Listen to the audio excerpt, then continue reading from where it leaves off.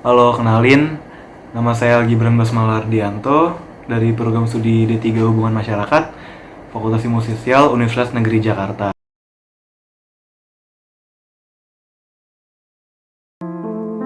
Kali ini saya akan mengenalkan atau mempresentasikan sedikit masalah tentang kenakalan remaja. Topik kali ini yang akan saya angkat itu adalah kenakalan remaja. Di Indonesia, angka kenakalan remaja pada tahun 2015 mencapai 7.762 kasus. Masalah ini tentunya perlu diperhatikan bagi para orang tua yang ada di Indonesia ini, karena remaja itu adalah merupakan calon penerus bangsa.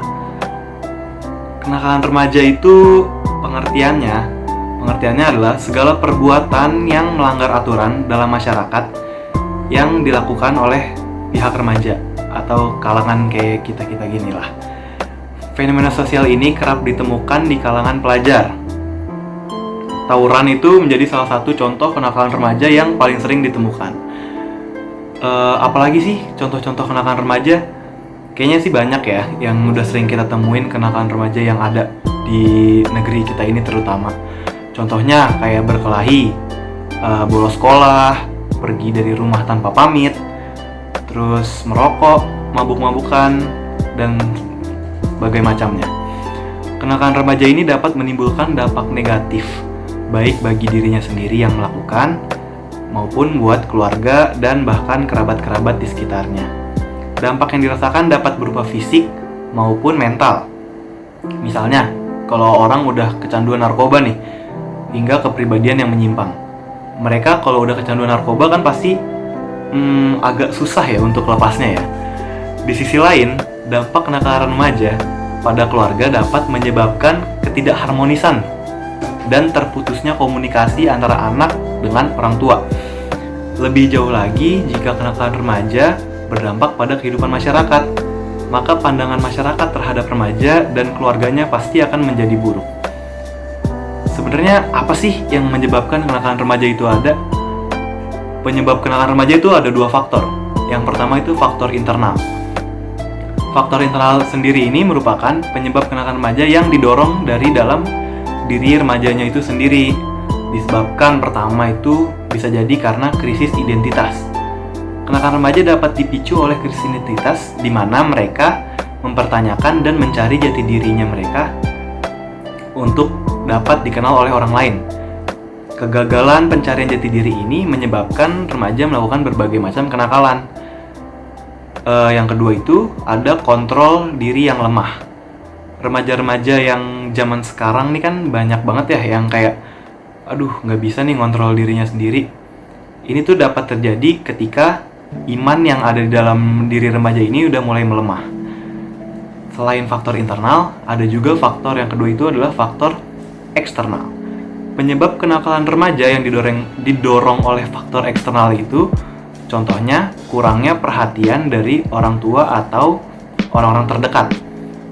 Ketika remaja kurang mendapatkan perhatian dan kasih sayang dari orang tua, anak akan merasa ingin mendapatkan kasih sayang. Hal ini bisa membuatnya mencari perhatian atau pelampiasan dengan melakukan kenakalan remaja di luaran. Di luaran ini maksudnya bisa jadi di lingkungan sekolah atau lingkungan masyarakat. Selanjutnya itu ada minimnya perhatian atau pemahaman tentang agama. Mendapatkan pemahaman agama yang baik umumnya dapat membantu remaja mengontrol diri dari kenakalan. Oleh sebab itu, jika anak kurang atau tidak memiliki pemahaman tentang agama, hal ini bisa mendorongnya melakukan perbuatan yang melanggar dari norma-norma agama. Selanjutnya itu ada pengaruh dari lingkungan sekitar. Kenakalan remaja ini juga dapat didorong oleh lingkungan yang tidak baik yang ada di sekitar remaja itu sendiri. Jadi, buat kalian-kalian semua nih, termasuk saya yang masih remaja, pintar-pintarlah untuk memilih lingkungan yang positif buat diri kita.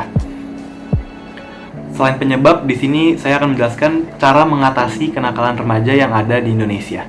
Pertama itu ada menerapkan aturan dan konsekuensi. Ini untuk para orang tua di luar sana nih ya, ajaklah anak berdiskusi, asik, mengenai aturan yang Anda terapkan besertai konsekuensinya.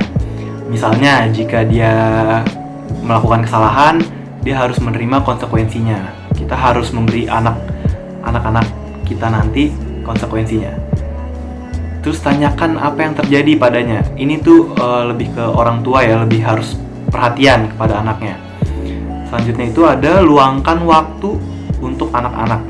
Balik lagi, perhatian orang tua itu emang penting buat para remaja-remaja labil seperti kita ini. Selanjutnya itu adalah cobalah berkonsultasi pada psikolog. Jika perbuatan kenakalan remaja kemungkinan dipicu oleh masalah psikologis, orang tua dapat mengajaknya untuk berkonsultasi kepada psikolog. Dengan begitu, orang tua juga akan memahami apa yang terjadi dalam diri anak. Jangan sampai perbuatannya semakin merugikan diri sendiri maupun orang sekitar. Selain orang tua, guru maupun masyarakat di sekitar juga harus peka terhadap berbagai contoh kelakuan remaja. Mungkin segitu aja dulu yang dapat saya bahas melalui kenakalan remaja. Selebihnya nanti bisa hubungi saya di bawah. Saya Algi Bernama Smala Hardianto, pamit undur diri. Terima kasih.